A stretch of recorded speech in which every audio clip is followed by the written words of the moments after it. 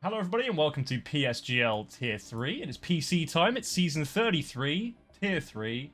Any other threes we can slot into this one? Anyway, we'll try and figure out a way around it. It's myself, George Bray, or Boffers, as you may know me, and Alex. We're here to take you through some of the actions today. A new commentary pairing, recent promotions for the pair of us. It's very exciting, everyone's down to get dirty and busy. Alex, how are you today, my friend? I'm doing very well. I'm really excited. Obviously, F3 are really high tier. Really excited to see how these guys race. I think it's going to be awesome. How are you? Yeah, I'm doing alright. I'm excited too because the last, well, actually, I think the first race that I commentated for PSGL when I first started working for them was Spain. So we're back at the Circuit de Barcelona, Catalunya. How good's my Spanish? Not very good at all. Ignore it. Either way, it's hopefully going to be a very exciting race. Of course, a lot of familiar faces for me because I was doing F4 last season, but you were doing F6, which means that a lot of these chaps are going to be relatively new to you. But before we get into the action, we'll take a quick look at the track map, and we'll talk over this for the most part because it's very, very quick. Spain, one of those more balanced tracks. You can get away with running a variety of setups. It's a very long front straight, so you have the opportunity for a lot of straight line speed, but also a very Nadgery third sector too. So how important do you think it is to find the balance in this one, really? Well, yeah, obviously, very important. It's also a track with lots of elevation, so the car feels like it's going to slip out at any point. So you may see drivers with the more higher downforce setups to combat that, but you may see them also suffering on the straight. So it's going to be interesting to see what the different drivers choose to do, for sure. Yes, it is. Right, we're into the game now, so we'll get the... I'm wrestling with the overlay stuff for the time being. Lap data, track map, good to go. Beautiful. All right, out on track. We've got some new names to learn. I'll do my best to pick them up as we go, and hopefully we can collaboratively get towards some at least acceptable pronunciations of some of these names. It's always a rich European kind of like name sorting hat, I suppose you would go ahead and say. Yeah, it's nice, the diversity, isn't it? It is definitely nice. I think some of them are quite easy. Other ones may take a little bit more time, or even correction from a number of the drivers themselves when they watch back and go, actually, that's not how my name's pronounced. But we'll make of it what we can. It will be. We'll do our best. Yeah, we'll do our level best. That's the best that anyone can ask for is just that. So it's the Sector 3 car park, Alex, before we get our first flying laps underway. It's going to be very exciting. I don't even know who will be the big players to look out for in the early parts of this, so we'll just kind of pick up with anybody. First drivers are starting their time lapse now. I think we'll pick up with an Alfa Romeo who just crossed the line, which is going to be, oh god, already picking the hardest name to pronounce to start off. Deha Demrikioglu? We'll go with that. That sounds about right.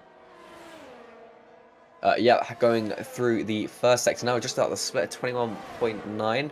Not bad. Obviously, these guys are only on their first laps. We will see them picking up speed as the session goes on. Hitting the apex nicely, getting a good exit. Seems to be pretty comfortable with his setup, with his car going up the hill. Again, this is what I mentioned with the track elevation. It's also really important not to go too much on the curb on that entry, which he did wonderfully. Onto the DRS straight. Now, again, looking really comfortable with the car. Yeah, indeed. Very, very comfortable, as a matter of fact, but just misses the apex a fair amount there in towards turn 10. It's often quite difficult to actually nail that one down, especially since the reprofiling, because the corner ends up being so much wider. It kind of sucks you in a bit more, thinking you can take a later apex, when in reality it's almost like a double apex turn at this point now. But does get the chicane at the end of Sector 3 nailed nicely down. And now the drive to the line. It will put in P2 at the moment. Or, let's try this again. Demikioglu? I'm guessing it's a Turkish name. Yeah, we can go with Deha as well, but I'm guessing it's a Turkish name. I mean, I don't know if you're a big motorsport fan generally outside of four wheels, but there's always one that people struggle with, which is similar in many aspects in World Superbikes, which is Toprak Razgatioglu, who is also Turkish. So I'm guessing that suffix on the end of the name is a bit of a Turkish origin. So we'll see. I mean, maybe I'm completely wrong, and maybe I'm just completely stereotyping, but we'll run with it with what we can. For now, just Deha will go fine. Very good. We do have a very close top three. Korn de Baker, lovely name, just set up 16.3, and only 200 behind is Menno Ez. That's immediately beaten actually by Miltos. No, I've casted him before. I'm just going to stick with first names for now. Miltos Karafalidis. I know that one. Wow. But yeah, very close already. I know 5th place Rishan. Rishan, I know you know from Yep. F4 last season. He also was in F6 the season before that, which he won. So I love Rishan, great guy. He's a very quick driver as well, I know for sure. So he's looking good. His teammate Noel Carmen, I know, won the F5 season in season 32, and was also in like 3rd in F6 in season 31. So again, quick, and I know he's good friends with Rishan. He's about to cross the line. We'll see what he does. He does a 16.4, so right behind his teammate, looking pretty comfortable with 2 Mercedes at the moment. Yeah, it's pretty locked in times, actually, as you can see. We've got 2 Red Bulls, I think, that is currently fronting the field behind the AlphaTauri of Miltos Karafalidis. You've got Andre Lopez, who's currently slotted in P2. A decent way back from current P1 leader Karafalidis, but we still have plenty of time left to go in this session, of course. The one thing that I always find interesting is just quite how hard people can lay down a benchmark in their first run of qualifying. It can often be quite difficult to kind of ramp up, but as the track tends to, it gets there. I have seen it, though, in F4 last season with a couple of the guys who are currently in here now, who just kind of lay down the gauntlet on their first run, and from that point were not beaten the entire session, but the gaps between P1 and P2 at that point were obviously pretty large. In this, we're not seeing that, so I'm going to expect that there's going to be a fair amount of improvement from the majority of these guys. We're starting to see some second runs starting now, which are, well, at least people coming out of the pit lane, which is promising. Menno, formerly just known as Menno in F3 last season, but now Menno Nielsen, I'm going to go with, because often in a lot of European, Scandinavian languages, you don't pronounce the J, so I'm going to go with that, or Nielsen, maybe? We'll see. I'll get corrected at some point, and I'm quite happy for that. I'm just trying to, like, flex my knowledge of European names. Yeah, it's very close to this grid, actually. I didn't see this too much with F6, but the entire 1st to 17th, all within 6.5 tenths. Actually, in that 17th is Ruben. I know, again, Ruben from F6 last season. He did really well. He came 2nd, just missed out on the championship, but I know he's also a very quick driver along with everyone else. But yeah, it's really nice to see how close everyone is, and that makes the race so much more exciting. I mean, look at 11th and 12th, the exact same time to the 1000th. It's genuinely insane. It is indeed, and speaking of someone who I have experience with being also a little bit insane in both way of strategy and racecraft, Sven Schumacher is currently out of sync with everybody else and finishing his first timed lap at the moment. In F4 last season, he was a bit of a loose cannon, often went on different tyre strategies to everybody else and ended up making like a rather decent chunk of progress at the start of races, you know, picking the medium tyre early to try and slot himself up higher on the grid. Often the result of bad qualifying, but trying to put the end to that here in F3 as he slots in it in P3. But interestingly, another former F4 feature, Bartosz Samaro, has slotted it in P1 now. Bartosz was another kind of, I suppose you'd say, feast or famine type driver, where he would either do really well or he would DNF, and there would be no middle ground. So far, it's off to a good start for Zamaro as he slots in on provisional pole. Yeah, these drivers looking quick. As you said, Bartosz with a 16.2. Only about a tenth, 2 tenths off the F3 pole last season, which was a 16 flat. So looking really good and confident here. I'm sure we'll see, obviously, those times carry on to pick up as we go further through the session. You know, you have track evolution also helping the cars. Ruben just goes P4, only a tenth and a half behind Bartosz. But yeah, we do have a few more drivers coming to finish their laps at the moment. Adras Franco just coming across the line, sitting at 16.6. Was he starting a lap? Oh no, starting a lap, sorry. Yeah, no worries there. I'm just taking a quick eyes view at Nitro Shooter at the moment. Previously a reserve driver in F4, but now making the leap up to reserve or maybe even full-time in F3. I'd hope it'd be full-time, and he's already going to slot in as well in P4 as well. A pretty nice improvement for Nitro Shooter. So we're seeing a couple of driver pairings. Obviously in PSGL, your team situation doesn't really matter all that much. It is almost exclusively a solo drivers championship. If your team or constructors championship matters, I guess you can race for that too. But ultimately, no one's really keeping score. But it's nice to see that we are having pairings of like this. Say we earlier saw the Mercedes doing quite well. We saw the 2 Red Bulls almost split by less than a tenth of a second. They still are. We now have the 2 Haas drivers slotting into the first 2 rows, 2 AlphaTauri drivers. So you're getting a little bit of consistency and continuity between the teams at the moment. Yeah, you are. Red Bull's also very close. The reason I'm talking about Red Bull is Corn de Vega starting his flying lap in the first sector at the moment. He did a very long outlap. It was about 3.5 minutes, so I'm expecting big things as he goes up the hill towards turn 4. I hope you don't mind. I'll talk over this lap. He's currently half a tenth up, using all the track into turn 5. Again, clipping the apex, using all of the exit, all of the curb, not worried about that at all. Going up the hill now through turns 7 and 8. Always sketchy up here, whether you're going to lift up or not. He obviously does a little bit because he doesn't want to lose the car at all. Going in through the DRS straight into the new hairpin, new as of last year. Again, one of those corners, as you mentioned, sucks you in as he travels through the last sector, nearly loses the rear end and goes onto the gravel. That's going to ruin his lap. He's going to have to abandon that completely. Very unfortunate after all that hype towards that lap. Yeah, Corn de Baca there having to bail out of that one. Very nice catch in all fairness, because it is very, very easy to lose the rear completely as you come over that. It's a little bit of a crest, I suppose you'd say. I wouldn't call it a brow or a hill as such, more of a crest. Not quite as extreme as turn 9, like you mentioned, but there is at least a little elevation there that can often unsettle the balance of the car on this game. Not that that would necessarily happen as extreme in real life, but hey, F122 physics engine reigns supreme once more. Personal favourites, of course. Anyway, speaking of personal favourites, Roshan currently just ending his flying lap as well. Actually, this can't be a flying lap. It's way off the pace. Either something has happened or this is winding up for a lap. It looks like it's winding up instead. So I guess we'll sit on board with our favourite young Dutchman and see what he's got in the locker for his Mercedes to try and pull out. So, starting the lap, straight down that, I think it's almost a kilometre long front straight, if I'm not mistaken. Before you swing it in, take as much curb on the inside as you dare, and the same on turn 2. Before now, you've got to really trust the rear of your car through turn 3. The setup has to be there with you, because otherwise it will step out when you take that shortest line up towards turn 4. Again, another one where you just got to be a little bit more patient on the throttle, because it can fall away from you. It's a long radius corner. Same again with turn 5, but as soon as you get on that exit, it's very stable upon those curbs, so you're clear to go.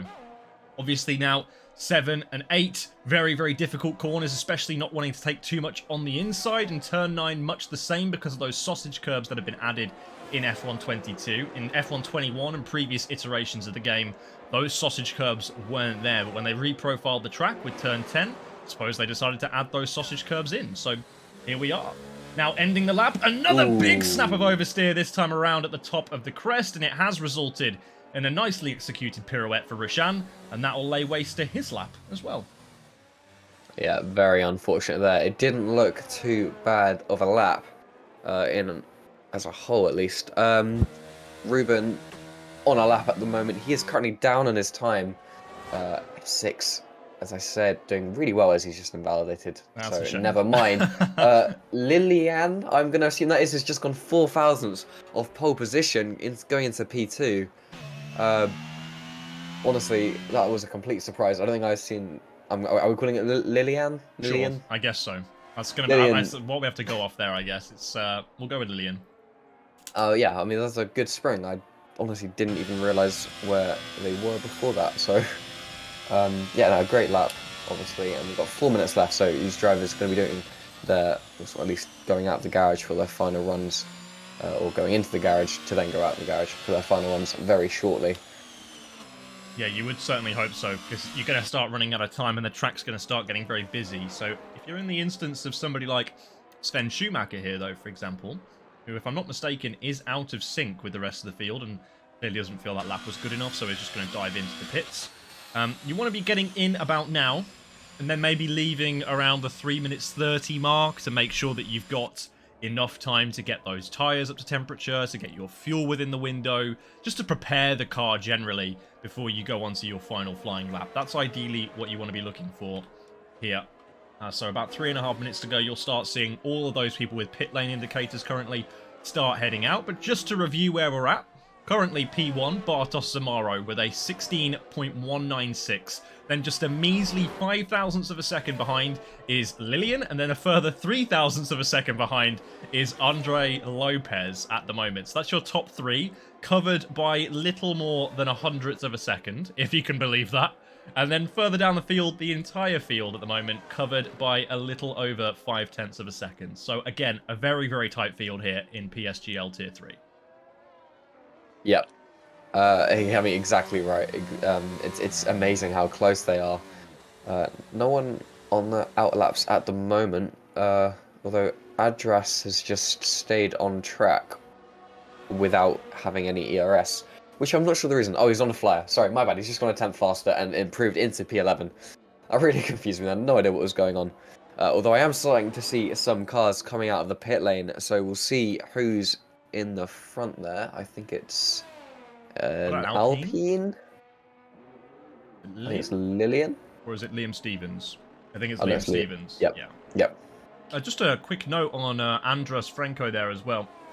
That, unfortunately, despite improving him to P11, is likely going to be the best possible outcome for him in this qualifying session now, because he won't have time to get back around to the pit lane and complete an outlap before the session timer has expired. So that is the best that Andras Franco is going to be able to put together for qualifying here at Barcelona. But everybody else, well, they have another bite at the cherry now. Everybody gone out onto the track. Of course, Liam Stevens wanted as much free track as he could possibly gain, so he's decided to go out just a tad earlier than everybody else. And it's also going to be the question is who's at the back of this train? Who might be hampered by people who botch their laps or are just a bit too slow? Or maybe they haven't quite got their spacing right, or they just run out of time because of the bus stop that will inevitably occur in the final sector. Well, we'll soon find out, because all 20 cars are out on track now. I think Andras Franco has just entered the pit lane to make it just 19 instead. But it's a busy track out there.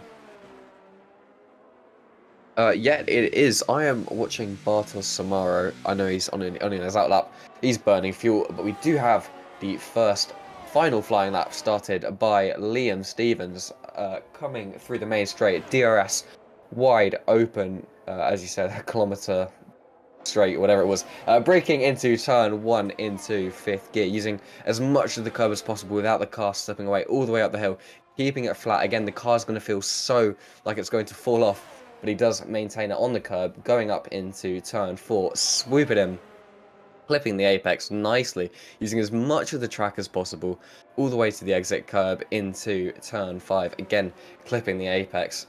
Track full of hairpins this one as we go towards the uphill section, again swinging it in. Car's very shaky, gonna get it on the curb as much as you can into turn 9, lifting off as little as possible with the DRS now open into the swooping left-hander, swooping a term that is going to become very common as we talk about this circuit, as they go with a little kink upwards into the final sector where Rishan lost it, but Liam looks very comfortable with his car, heading into the final chicane very tight as he's going to get the car rotated nicely, going to get the power down, short shifts to 5th as he goes with the DRS open. What's it going to be? Only good enough for P14. Very, well, not very unfortunate, I suppose. Yeah, it was. I definitely could have been a better lap there from Liam Stevens. It was a little bit untidy throughout the second sector. And speaking of a tad untidy through the second sector, Bartosz Zamaro has had a bit of an untidy one. But we've had a new entrance.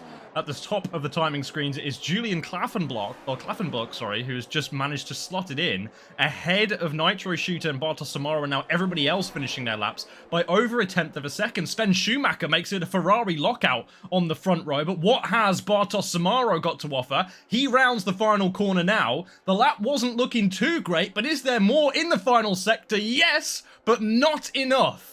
He gets on the front row by 0.02 of a second, but is still 100th of a second back of Julian Klaffenbach, and that, surely, providing nobody else has anything to put a fly in the ointment, maybe Lillian does, for example, as they round the final corner now to see if they can make an improvement on their 16-2. Up to P2 it is going to be for Lillian, but unfortunately, again, nobody there to stop Julian Klaffenbach for now. The one person who realistically could have done it in Andre Lopez has invalidated his lap and is diving into the pit lane. So that is your front row, folks. Julian Klaffenbach takes pole here in Spain, with Lillian lining up on the second row, Bartosz Samaro hitting up, on the second row, with now Sven Schumacher in P4, and that is a spicy end to qualifying. Yeah, what a surprise. I think Julian was in the bottom 5 for that entire session until the end, and he's taken pole by about half a tenth. Absolutely amazing as well. Also from Lillian as well, going up those few positions, getting him into P2, going to line them both up very nicely for the race. But yeah, a very surprising ending. I'll be very happy with that, Julian. Yeah, indeed. Definitely a good result for Klaffenbach there. Again, like you say, out of nowhere, kind of flying under the radar the entirety of the session. Great to see, really. Anyway, to review, there is your overall standings. It is going to be the Austrian to put it onto pole, with the Frenchman in second. Bartosz Samaro slots in third, starting the second row with Sven Schumacher alongside him. Nitro Shooter and then Menno Nielsen slotting in sixth, with Corner de Backer and Felipe Souza in P8. Andre Lopez P9, and then Rushan slots in P10. So hopefully we have a good race on our hands. I mean, qualifying, if that's anything to go by, the entire grid covered by 0.6 of a second. I mean, up to about as far as P14 is only covered by about 0.2 of a second. So this is going to be an immensely close race. It will be. Yeah, we will be back after a short video, I believe. I think.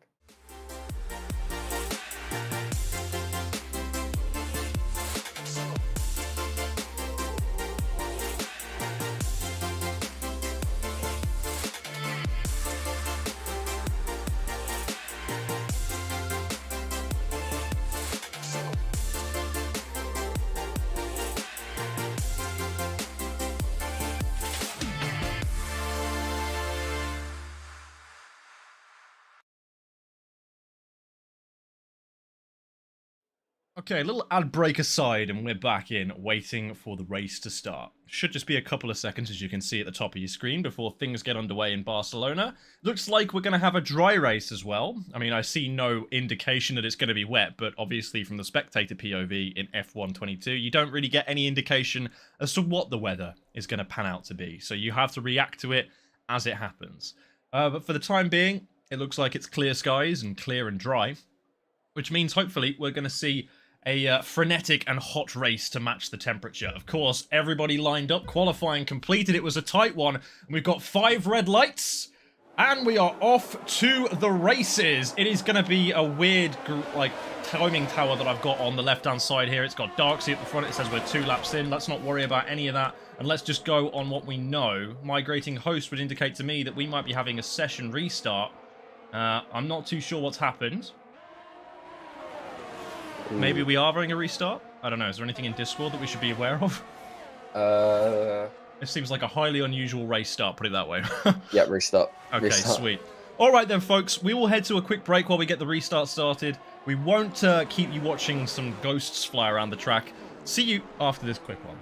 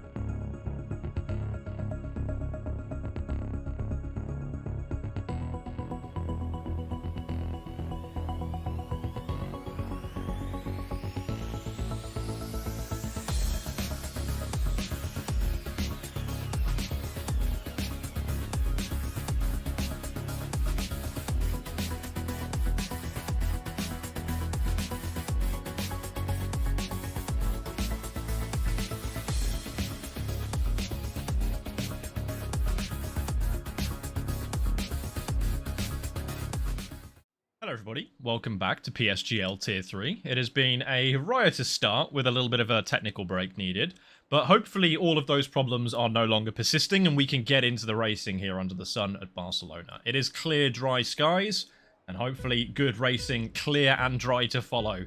It is going to be 5 red lights, and we are off to the races this time with the correct grid order and correct everything. Let's get it.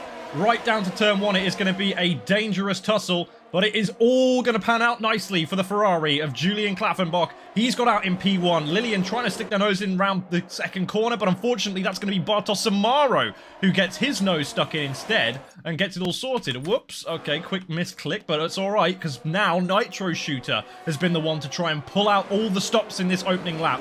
He's managed to slot himself into P3 ahead of his teammate, who's now coming under pressure from not only the Ferrari of Sven Schumacher, but also the Red Bull of Korn de Backer, who's had a lightning start. But it's all gone wrong now for Corner as he's side by side a bit further back with Menno, who's getting it tussly as well in towards turn 8. A big accident at the back between the two Alfa Romeos. They're going side by side. One of them just span into the wall, as well as Darcy is retiring from the session. Not sure what happened there, but he's missing a wheel going up the hill. There's Williams spun around there as well. A very chaotic opening lap here in Barcelona, but I suppose it's good for Julian. I think there's no safety car. That surprises me. This game loves to hand out safety cars, but not yet. We do have some drivers with damage, though, at the back. They'll be pitting. Rishan also had a spin at the start. Felipe Sousa has just had a spin at the back as well. That again, actually. Yeah. And one Alfa Romeo is going to be in the pits. Yes, that is going to be Andras Franco who's hopping into the pit lane. Now, of course, already had our first retiree in Darksy.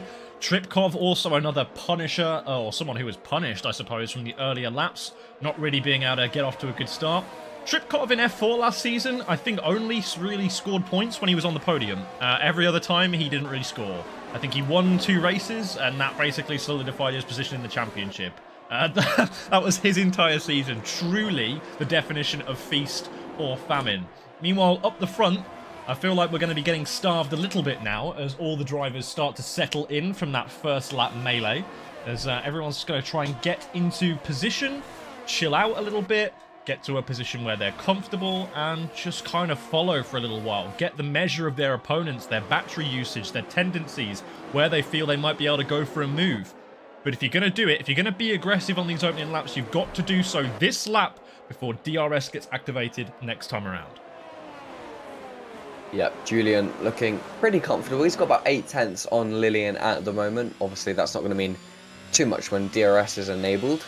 But as you said, it's all about making that 1 second gap before DRS gets enabled. Julian with the fastest lap there, showing he means business. At the back, not too much happening at the moment, but we do have a train starting to form. Yeah, not too much at the moment, but I'm sure we'll see a lot more when DRS gets activated, and they'll be trying to... Oops, sorry, my stream was muted. There we go.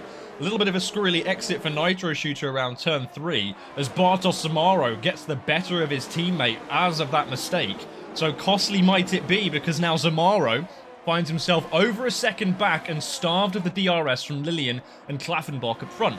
So this is now going to be a bit of a mission for Samaro, whether he can A, maintain the pace that Nitro Shooter ahead of him previously was to keep inside that DRS, and B, whether he can actually return back into that DRS range of Lillian in front. I'd hope that maybe he uses a little bit more battery to just try and push back into that DRS window. But if I'm Lillian and I'm Julian Klaffenbach up front, I'm thinking to myself, okay, we can just turn this into a 2-horse race if we make the break now. These guys behind, they're squabbling, they're fighting a little bit. I mean, hell, we might have an opportunity to make a breakaway here. Bartosz Samaro still does not have the DRS down this near kilometre-long main straight. You can see that he has been trying to get the distance between he and Nitro Shooter, who unfortunately has got DRS. But he's also been using all that battery and to little to no avail, because up front, I mean, look at it, the gap is still nearly a second. Yeah, bittersweet for Bartosz Samaro there getting the position, but losing up the DRS, although he has just had a mighty exit from turn 2 and has already got back into the DRS if he can maintain it, but obviously with the cost of his entire battery. Also going purple in the middle sector, so showing a lot of pace. So we do have yellow flags. Oh, not sure what happened there, but there is a big gap between. Oh, I think Nitro has spun round. They're just getting worse, dropping down to P16. Poor guy. My question there is, though, because I didn't quite catch it on stream unless it was in the background of what we were watching, did Nitro Shooter spin of his own accord, or was he spun by his teammate Bartosz Samara?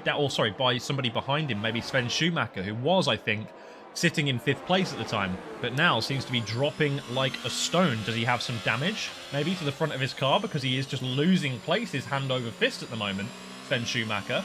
He's got Ruben driving round the outside of him. Any kind of damage, potentially? Or just lost momentum? The front wing looks fine. He is going to come into the pit lane, though. I wonder what that was.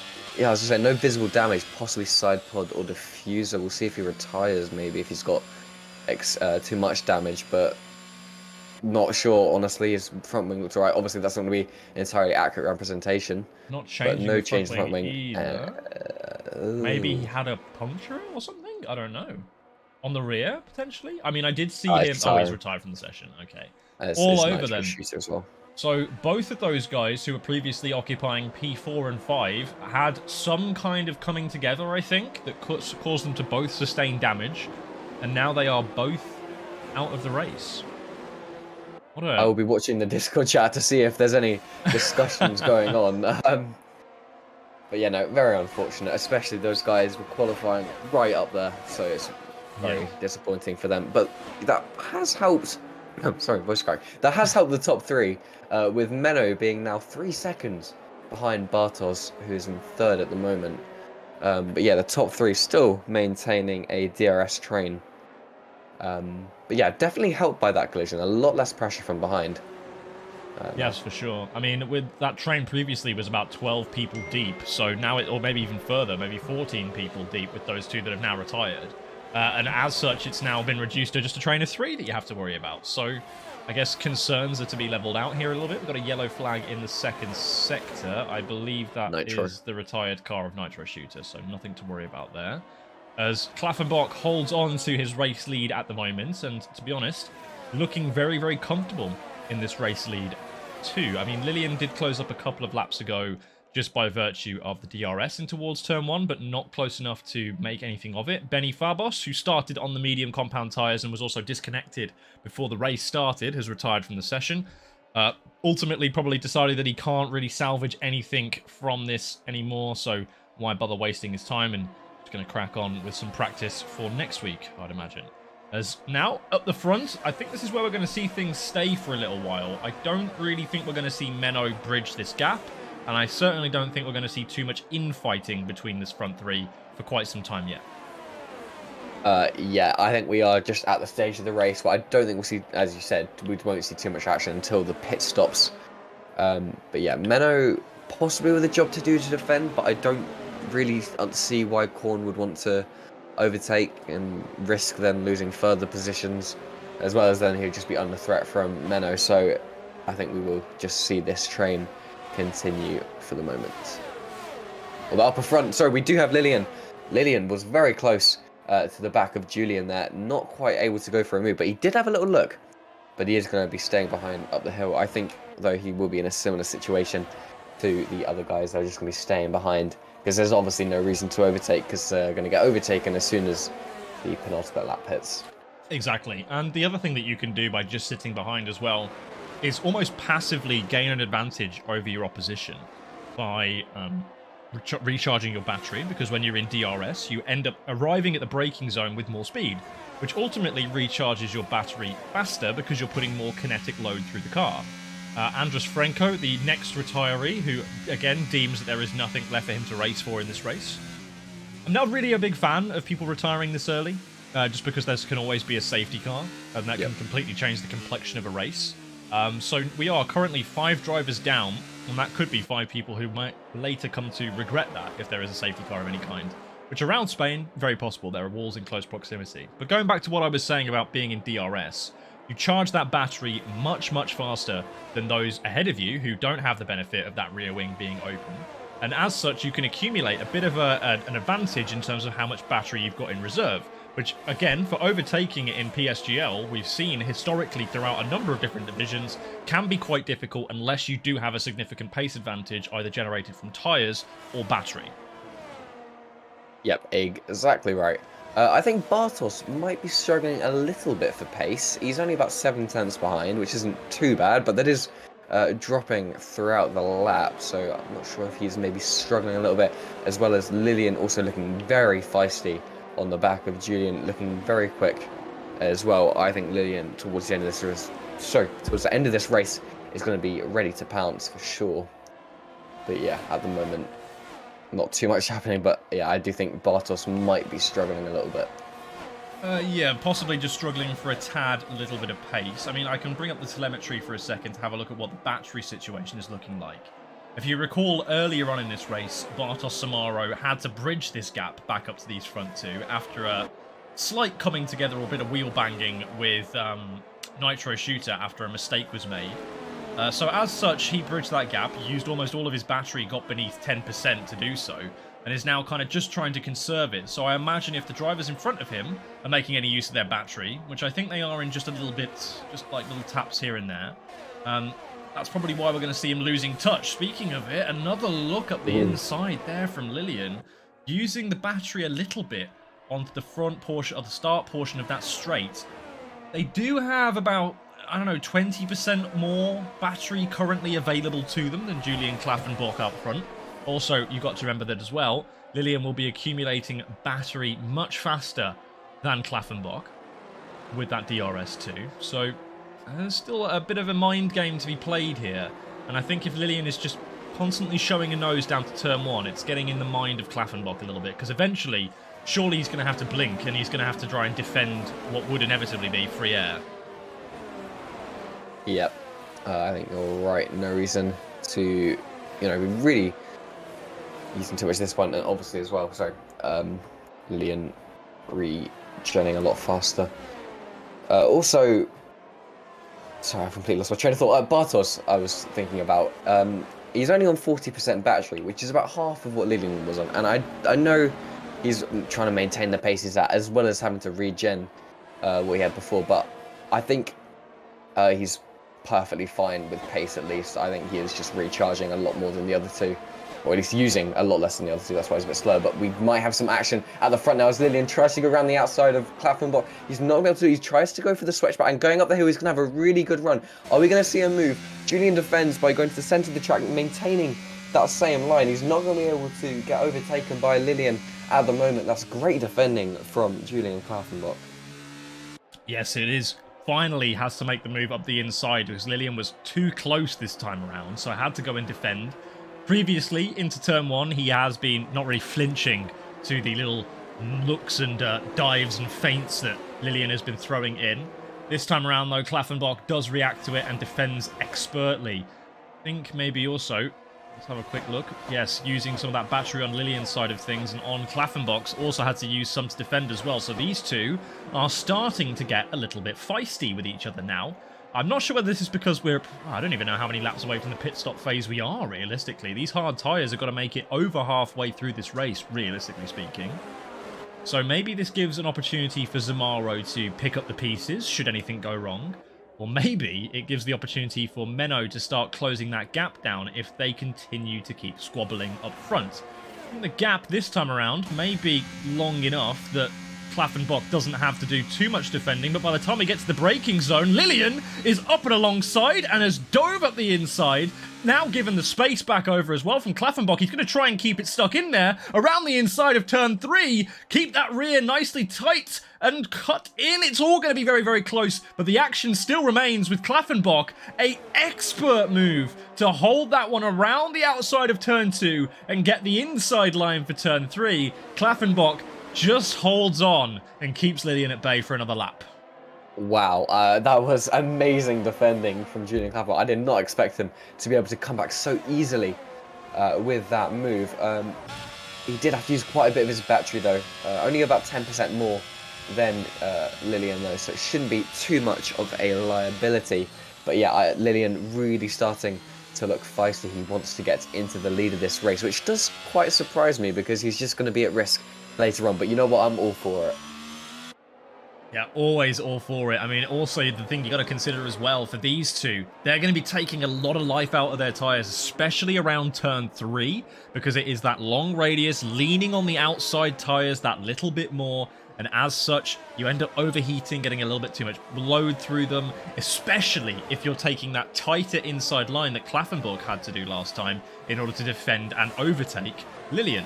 That often means you're putting more load through the steering wheel, also means that you're putting more load through the tyres, and eventually if they get too hot, they will just let go if you're not drifting wide enough, especially on these harder compound tyres, because the grip is so scarce at times in these cars. So that's a thing to be aware of, and something also that Zamaro might just be sitting here, licking his lips, thinking of all the delicious scraps that he's going to be able to pick up off the table once these guys have finished their argument and gone to bed. Yep, Zamaro about 6 tenths behind. I think he's just honestly relaxing. He's going to be loving this. Waiting for them to make a mistake and take each other out, of course. Well, speaking of actually, Lillian looking very sketchy up the hill there. I think he's got a little snap of oversteer. But yeah, Bartos right behind. He's got a lovely view of it. I wonder if he'll be maybe trying to have a look at Lillian. I mean, if we get to the point where Lillian's used all of his battery and Bartos Zamaro is directly behind, has more battery. I mean, you've got nothing to lose if you're going into second place. Oh, not nothing to lose, but, you know, it's better to be in second place than third, I think, at this point, because especially towards the end of the race. No, I completely agree. Third place is often a bit of a sticky wicket to find yourself in because you don't necessarily have the speed from the DRS, for example, to overtake the driver in front of you. So what do you really do with that? I mean, you kind of just have to hold position and wait until the guys in front of you start to make a bit of a mistake and you can slot through or maybe try and take advantage of something that's gone less than optimally for the guys in front. Other than that, you're kind of just stuck here for the moment, waiting to pick up some pieces or maybe waiting to do an undercut. I don't know whether that's an option for Bartos Zamaro here. Maybe we'll see him hop onto the medium tyres slightly sooner than we'll see Klaffenbach and Lillian do so. And absolutely with these two guys up front as well, they're going to be playing a game of chicken with this pit timing now.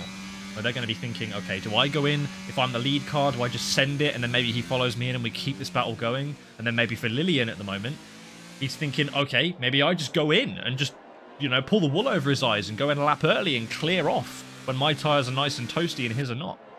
Both are games that have to be considered at this moment in time, but we are going to be heading down that main straight once again shortly, and these drivers are probably not close enough for a move this time round.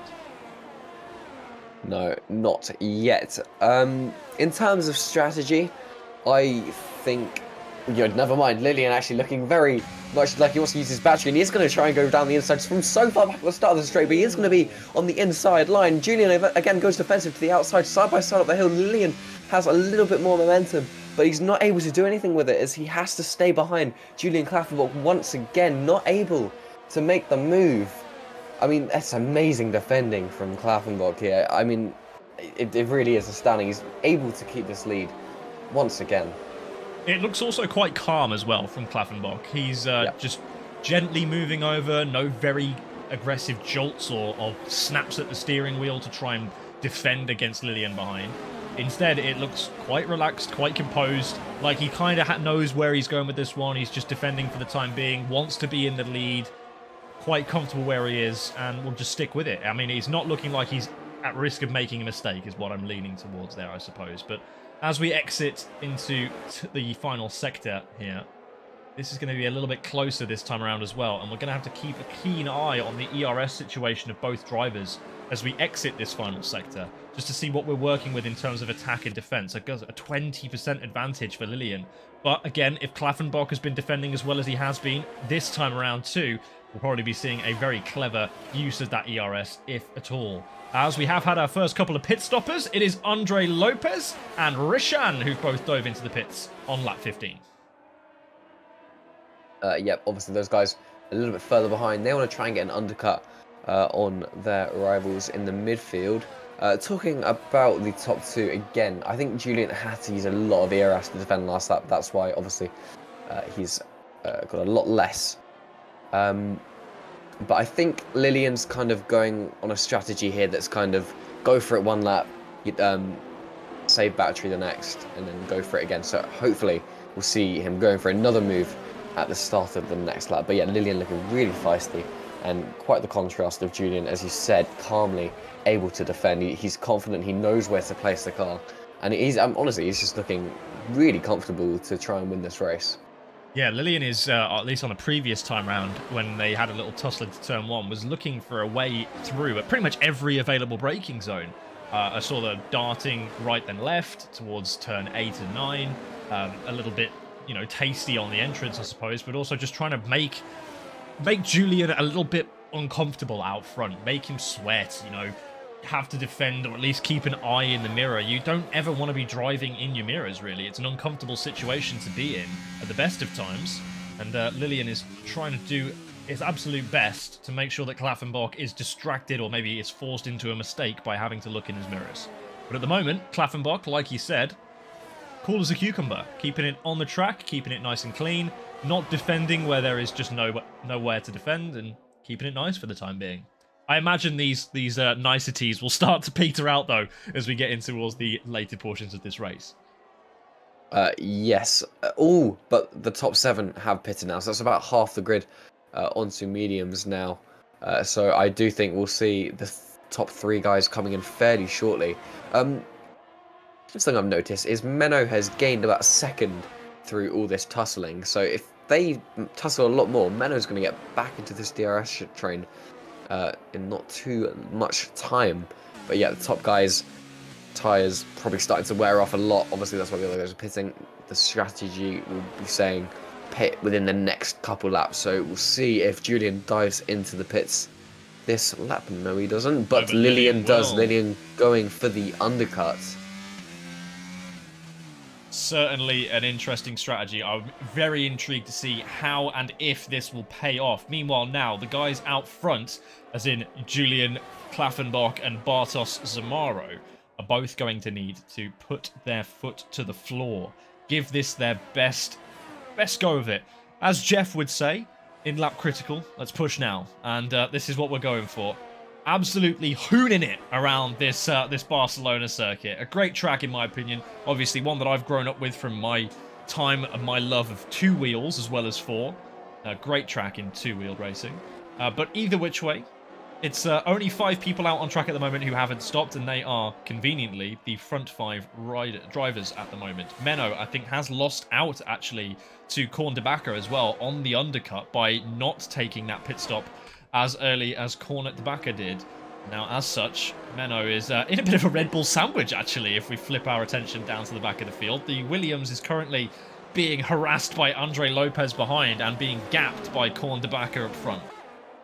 Yeah, so I was watching that, actually. Andre came out alongside Menno, actually, and I think there's a little tussle between them, and Andre was pushed off, or at least was off the track. Julian is in, by the way, at the front. But yeah, I think Andre lost 2 positions because of that, so a bit of a shame for him. But yeah, bit of fighting between those guys. But Julian in now for his important pit stop. We'll see where Lillian is. He's coming out the final corner onto the main straight, so he's only just about now at the DRS point, so we'll see if that's good enough to overtake Julian. He's going to have a lot of momentum, and he's going to have the warmer tyres, and I think he might actually have the overtake before the braking zone. It's going to be close, but he's not going to be quite there. But remember, Julian is going to be on those cold mediums. He's going to be suffering all the way up the hill, and I think we'll see Lillian with the momentum up the hill. Julian doesn't even try and defend. He does actually a little bit. He does squeeze Lillian onto the curb. Lillian using his ERS. He's going to want to get it done now. I'm sure he's going to send it from the back. He does into round the outside of turn 4. Julian not leaving any space, barely. They're going alongside into turn 5. They do touch a little bit. Julian has to give up the position, but he's now going for the switchback, trying to get back past, and he's not able to do it. He's going to have to stay in P5, provisional P2. So those cold mediums not quite working too much for Julian, costing him a position off the back of that, but by no means bad driving. That was amazing defending nonetheless. But Julian into, provisionally at least, P2 now, and Lillian into P1. Interestingly, though, I just had a thought. Amongst all of that action, there's one driver out on track who that will have helped. Bartosz Zamaro, who is setting absolutely lightning quick times on those hard tyres as Julian Klaffenbach went into the pit lane, a 19.0 to clinch the fastest lap of the race. Bartos Samaro won't have too much to worry about, hopefully for him, with now the fact that these two drivers have just been battling throughout the entirety of the first sector, inevitably holding one another up. Bartos Samaro exits the pit lane, crosses over from that white line, and again, we're about to see another bit of a tussle. Is there going to be an opportunity for Julian Klaffenbach now to get involved? As Samaro defends, and Klaffenbach's going outside the pair of them. It's a bit close. They're wheel to wheel, literally banging front end into rear end.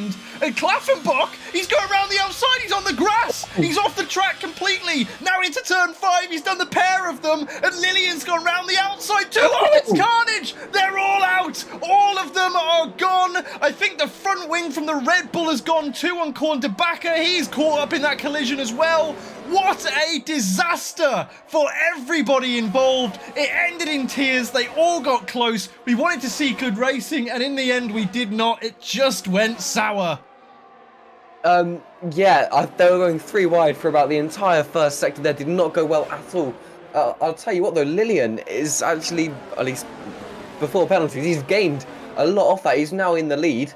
Provisionally again at least, and he's got no damage, or at least no visible damage that we can see. Andre Lopez though right behind him, looking really feisty in Menno P3, but yeah, so unfortunate for Bartos and Julian there, both of them looking to have such a strong race, but flying a bit too close to the sun there, and it has cost them.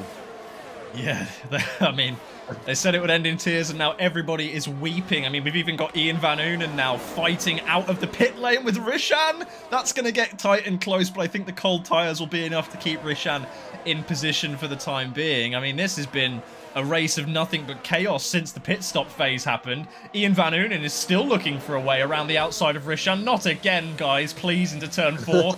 On the grass once more for Van Oonen this time. Going to try and keep it stuck in up in the inside of turn 5. They make a lot of contact, and that is not particularly clean from Van Oonen. I'm sure that Rishan will not be happy about that one, and they'll look at that one after the race, I'm sure of that. But Van Oonen does have DRS on the cars in front, so not really going to be the easiest of opportunities for Rishan to have a rebuttal this time around. Back up the front, though, Lillian, yeah, like you said, absolutely the benefactor of everything that happened. Sorry, the beneficiary, not benefactor. Had to get that one right. The beneficiary of everything that went on up front there. Just, I don't know, got involved in the accident, caused the accident, whatever you want to say. Maybe went for a move around the outside where there wasn't really one on. And in the end, ends up being the race leader and ahead of people who all race long have been provably a bit slower than he has proven to be on pace. So surely now, this is Lillian's race to lose. Yeah, I mean, we already know Lillian has got a lot of pace in that Alpine. I wonder if there's any chance that he's got any sort of side pod damage which could hinder him slightly. I'm not quite sure. But yeah, some big gainers out of that. I mean, as we said before, Andre into P2. He's already gained 7 positions this race. Ruben as well in P4. He started quite far back. Well, he's further than that back as well. So that's helped them all. But yeah, again, I feel so much for those leaders, Bartov and Julian, who are a little bit further down the order now. But we do have some sort of race in our hands, at least between the top, I don't know how many that is, but we have got quite a big train. I think that's toward the top 11 all in a train now, all going to be fighting for the lead towards the end. So yeah, absolute chaos. I think as we both said before, nothing until the pit stops, and it has not rained, it has poured after the pit stops. It's got a lot of chaos. But yeah, Lillian, as you said, the prime benefactor here. He's already got 7/10 on Andre coming down the pit straight. Obviously, Andre with DRS as well, going to be sitting behind for now. But Lillian, with the better pace, is, as you said, his race to lose. Yeah, I really do feel that way. And I think also has to be a quick shout out for the biggest loser from all of that problem at the front 3, Korn Debaka, who ended up colliding with what I think he thought was going to be a ghosted Hats. And as such, picked up really bad front wing damage, had no front wing at all, and is now 17 seconds off the back of the field, lapping on the soft tyres. Obviously not going to make it to the end of the race on that compounded tyres either, so I don't know what really is left for him at the moment today. It's an unfortunate one, really, for Kordebacher, because he did have a good race up to that point. It was looking promising. He was arguably in the mix after those three decided to go into kamikaze mode for a podium or even a race win. And as such, now very much out of the picture, out of the equation. Bartos Samaro, further down the field, has just made up his first place since the incident. That was on Dehar Demircioglu, and who unfortunately has, I think, made a mistake of some kind as he's dropped back rather considerably from the field up ahead of him. And now Bartos Samaro finds himself with another victim of that Turn 5 incident with Julian Klaffenbach. Ruben is popping into the pits. I'm not particularly sure why. Retiring from the session.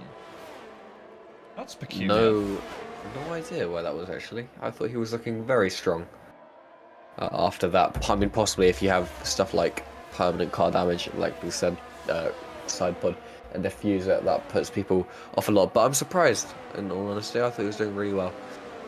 Yeah, he didn't even feel like he was dropping off the pace too much either, so no visible, or I suppose, like, damage reflected in the timings.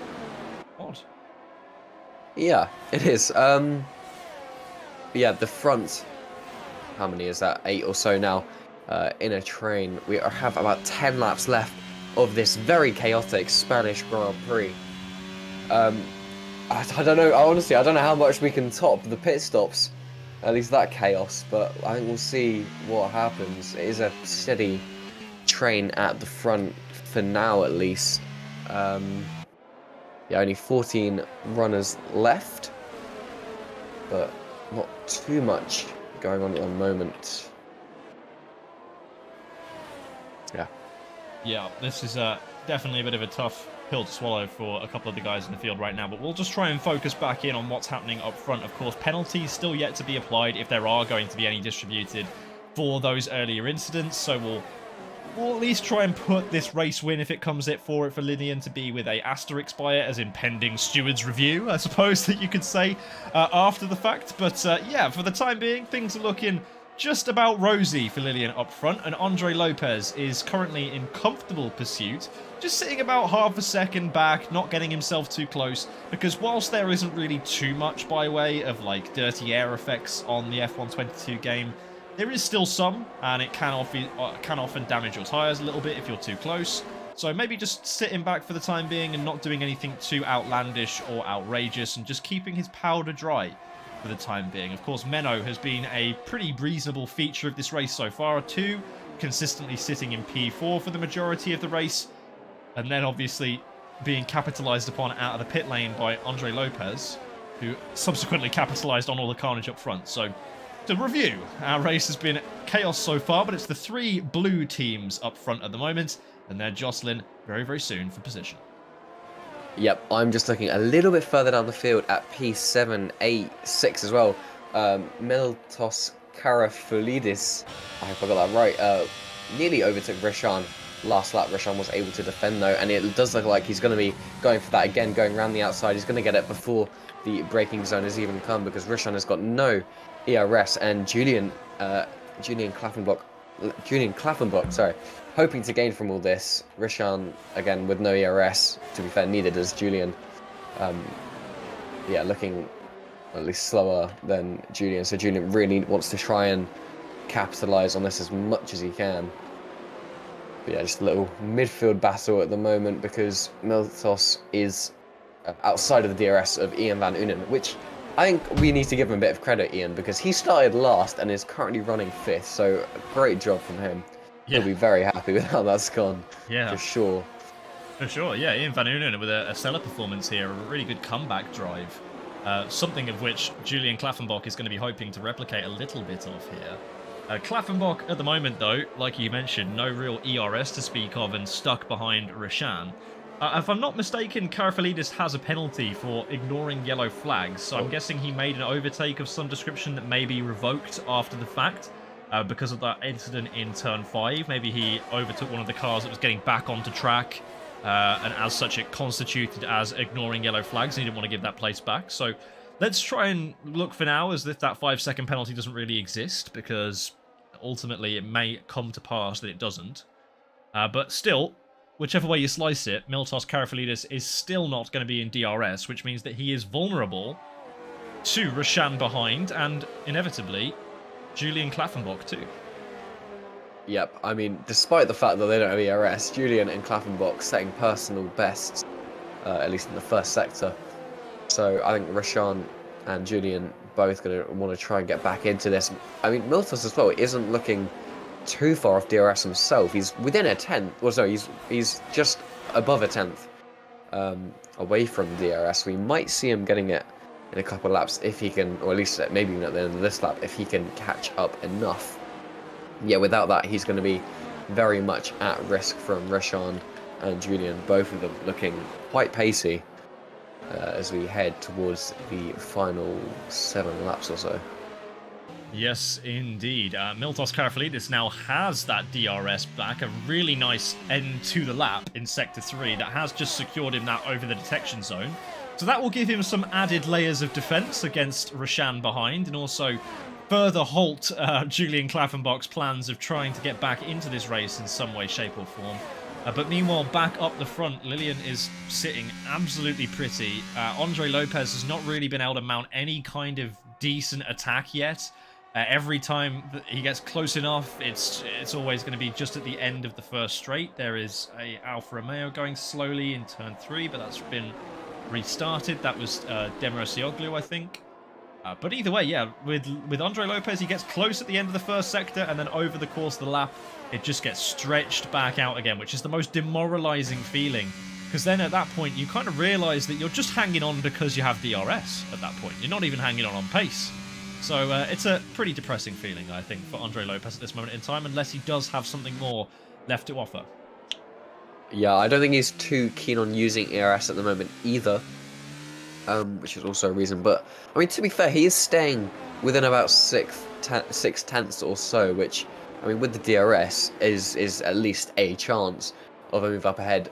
Just behind him, though, Menno, I don't think is looking as pacey. Just about a second between them, and he's having to use the ERS all the way down the straight, which, to be fair, so is Andre. I think Andre might even be going for a move. He is, because he's going to have the momentum. He's going to go down the inside. Lillian knows not to defend because he doesn't have to, because he's still got a good 5 laps to make the comeback. But that is going to be Andre Lopez into P1 for now. But I think towards the final few laps, or final couple laps or so, Lillian's definitely going to be looking to take that place back, because he looked very calm there. Not really wanting to defend Andre, though. The little snap of oversteer going down the hill and nearly lost the car, but just keeping it on track. But Andre into P1 now. Yeah, ultimately, if you try and clap back on the final lap of the race, you are going to have there's going to be no more opportunity for Andre Lopez to come back at you. So yep. I suppose the way that Lillian is seeing this is, okay, fine, you have your fun, you lead, you do whatever it is you need to do to make yourself feel good, and then later on, I'm going to come by and destroy all of your hopes and dreams and everything you hope to gain from this race. That seems to be the logic that I think Lillian is going to operate with here. Like you mentioned before, Menno not really able to keep on touch at the moment, but just sticking in there for now, just close enough. But yes, Lillian is going to have all of the cards in his hands to play with at the end of this race. I mean, look, he's going to have quite a bit more ERS than Andre Lopez in front. He's going to have DRS. Is he going to lift off, or is he going for a move? Yeah, big lift, just keeping the ERS accumulation way high by lifting. Also saving fuel, I guess, if he needs to. But nice and easy stuff here for Lillian. No real reason to worry about anything. Just chilling, keeping in position. Ooh. Jesus Christ, that Red Bull needed to get out of the way. That was a DNF'd car. Why was it not ghosted? No idea. This could have caused a nightmare. Yeah.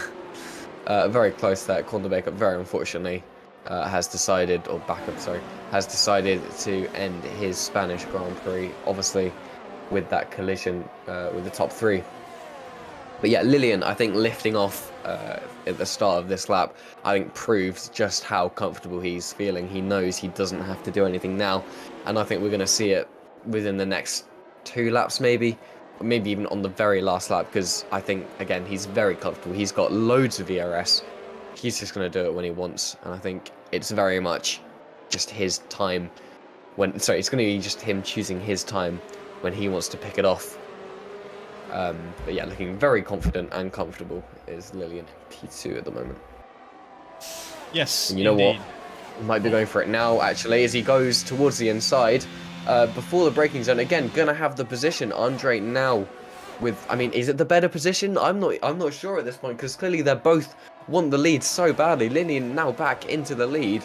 I'm not sure, in all honesty, if that's good or not. If he's doing it, then he's probably comfortable with it. Again, he does have battery to use to defend if he needs to. But does this give Andre a better position towards the end of this race? Because if he stays in P2 until maybe the start of lap 33, Lillian won't have a chance to re-overtake him. So Andre possibly here in the prime position, which I'm actually really surprised that Lillian decided to do that, unless maybe Lillian just felt he was that much faster. Yeah. And he can push now a little bit, but yeah, honestly, that surprises me. Yeah, it could be the case. You could be absolutely right that Lillian maybe thought, yeah, I'm just faster. There's no point sitting behind this guy. I'm going to only, like, damage myself, potentially, if I continue to stay here. Especially also having more ERS to burn too. I mean, maybe just sitting a lap behind, 2 laps behind Andre Lopez to get the measure of where he's strong, where he's weak, to know where to push a little bit more. All of that, perfectly reasonable to assume that Lillian would have done so. And now with a 0.6 of a second lead as we go into that DRS zone down that front straight, I'm imagining that Andre Lopez is going to be deploying battery here. He's going for it again, up alongside the rear axle into the braking zone, but not quite close enough to make a move. Solid defensive work there from Lillian. But as he tries again to get this one cut back, nearly loses the rear of the car through turn 3. So that's going to put to bed any opportunities of an overtake this lap, I should imagine, unless he manages to stay close throughout the second sector, which so far throughout this race he really has not been able to do so. So either which way, I don't think there's going to be a move on into turn 10 for Andre Lopez. He's just not really been close enough historically. Yeah, no, he's not going to be close enough. Also interested to note, Andre's tyres are 2 laps older than Lillian, so Lillian also has that tyre advantage as well as the ERS advantage and I think the pure pace advantage. So I mean, if Andre can climb this mountain, it would be amazing, but I think it's going to be difficult for him. I think he should just recharge this and next lap and go for it at the start of the last lap. Probably going to give him the best opportunity to do it, but we'll see what he does now going towards the line to start the penultimate lap. But yeah, Lillian just looking so comfortable. He's actually using battery, so I think he just wants to push now, put to bed any chance of Andre overtaking on the penultimate lap or anything. We do actually have a lapped car, I think, ahead of Andre, or Lillian even. No, we don't. Yeah, sorry, it is. Things. It is Tripkov, is it not? No, it's not. Never mind. I don't even know what I just saw. Yeah, Tripkov's not there. That's fine. It's not Tripkov. I'm so confused. I thought I just saw an Alpine ahead of the Alpine. No, I think we're all okay for the time being. Liam Stevens is on the back of a pack a bit further back, so that's the other Alpine anyway. Bartos Samaro realised really no chance of making an impact in this race. Something happened, I think, and as such, he is out now in P13. Decided to retire from the session. Speaking of people who haven't been able to make up any ground, Julian Klaffenbach, I'm guessing something actually happened with the Bartos Samaro because he's now 8 seconds back, and those two were together on track. Yeah, I think he just spun round in the middle sector. I noticed that last lap. Not sure exactly what happened, but yeah, he spun round. Yeah, not the ideal race for those two, who were in such strong positions in the early portions of it. But now in the latter portions of the race, all of the battery has been dumped here by Lillian. Nearly a full second advantage as he moves on to the final lap. Lap 33, Andre Lopez surely does not really have anything to respond with here. Lillian just has so much more battery to deploy over the course of that last lap, and as such has built up such a behemoth advantage that there's really no way at this point now that Andre Lopez is going to be able to even hold a candle to the greatness that Lillian has displayed today, apart from, of course, that massive scuffle at turn 5 with the other two drivers in Julian Klaffenbach and Bartos Samaro. Klaffenbach is round again, I think, over at turn 2. So I think his race is as good as over, and his chance of points also dying with that as well. But the battle for the midfield, or the final place on the podium, is still not over. Noel Carman, who's had a really slow, or at least just uneventful race, not really featured on our stream all that much, has got himself very, very close to Menno in P3. They're going to have a bit of a fight for this one, but it seems for the moment like Noel Carman is not close enough. And as such, I don't think we'll be able to make a move just yet. Maybe there's going to be one more opportunity as we come into the final braking zone. Maybe have to try and slot it up the chicane, or maybe a run to the line. But I think no real more opportunities to overtake remaining for Noel Kalman. And unfortunately, despite a good race, it's not going to be for Andre Lopez either, as Lillian crosses the line to take the checkered flag to win the Spanish Grand Prix. A great start in Tier 3 of PSGL Season 33. Andre Lopez granted a very healthy second place, with Menno in third. Noel Kalman holds on to fourth, with Ian Van Oonen's massive recovery drive in fifth place. Rashan followed by Miltos Karafalidis and Felipe Souza in P8. Liam Stevens manages to snatch a P9 out of the gutter, and Julian Klaffenbach manages to salvage one final point as Dehar Demircioglu does not manage to pull it home on the final lap by 6/100ths of a second. Tripkov, last driver to cross the line.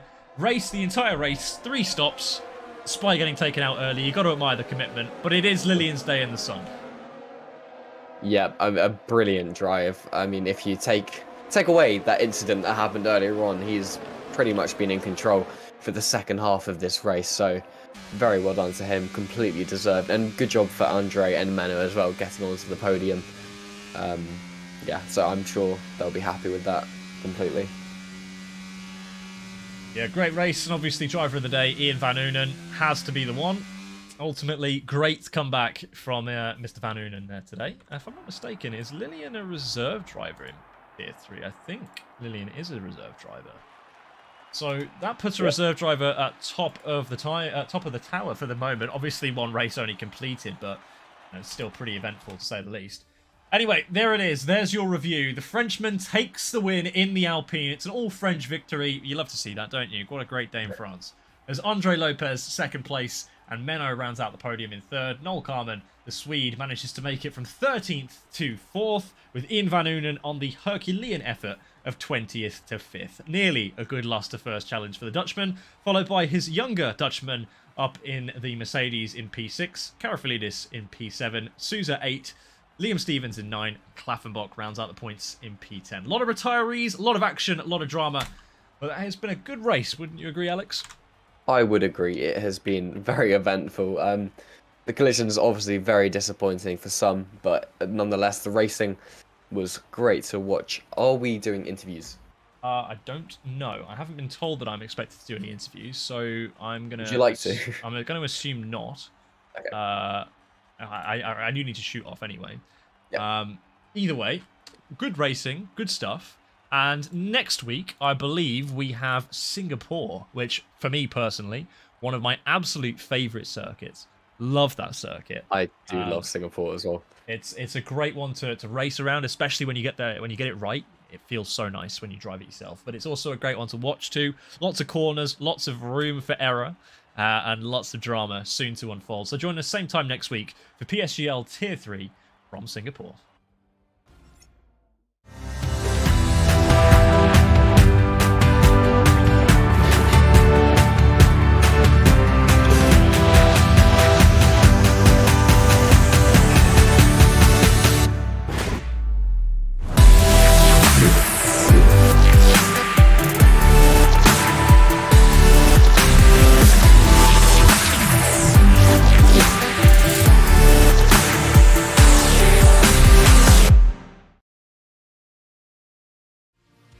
This broadcast was brought to you by GT Omega, proudly supporting PSGL.